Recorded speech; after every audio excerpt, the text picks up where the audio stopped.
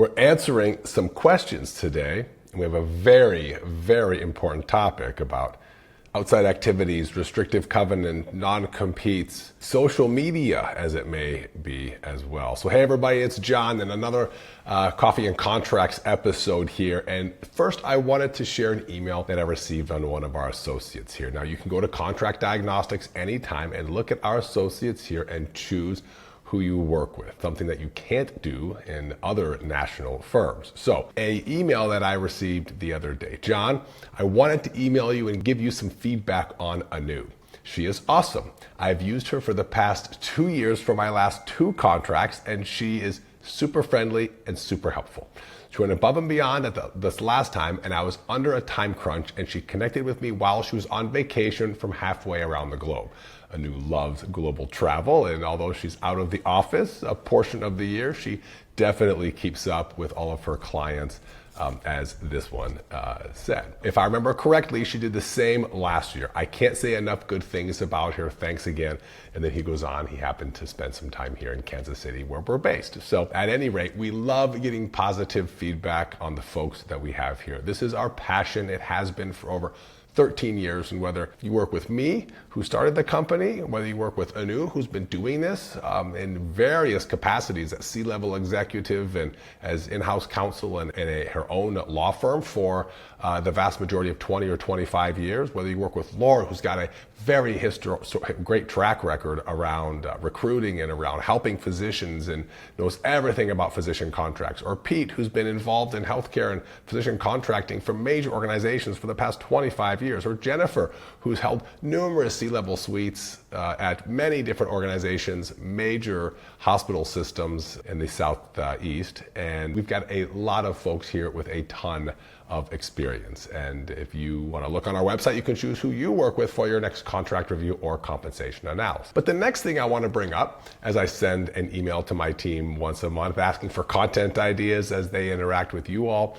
and a message I got from Laura, again, one of our great associates here. And an interesting thing has been popping up, she said, in an email that I received from Laura. Good morning.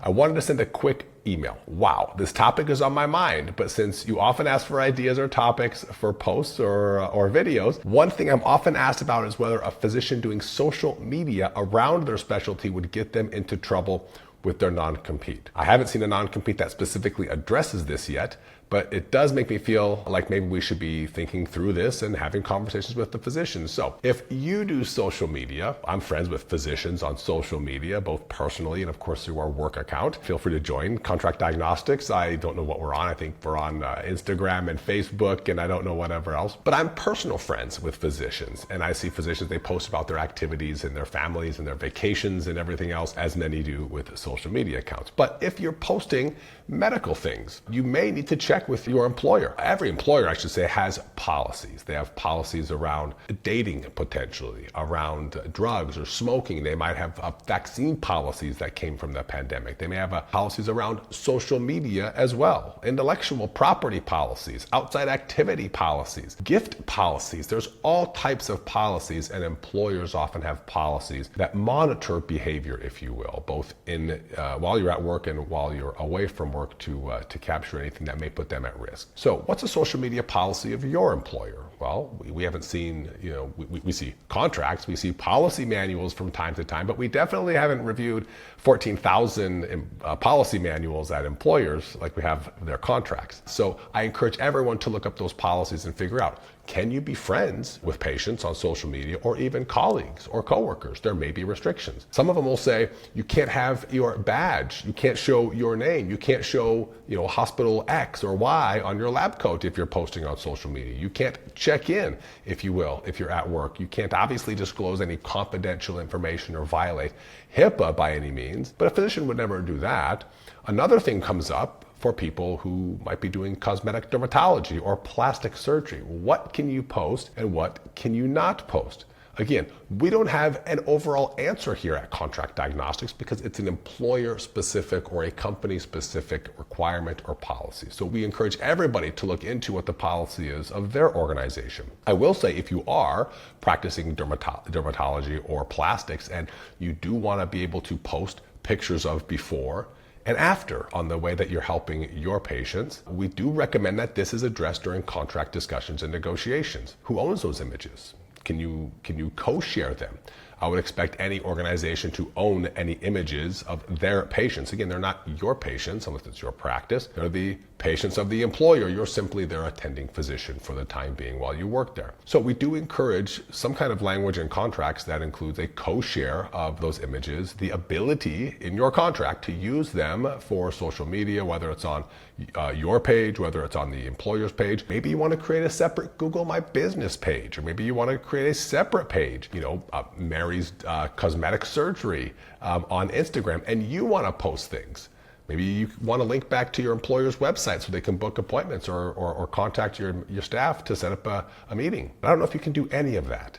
And if you do, and you do post those things to your account because they say you're able to, if you don't work there anymore, I don't know who owns that account. Do you own that account?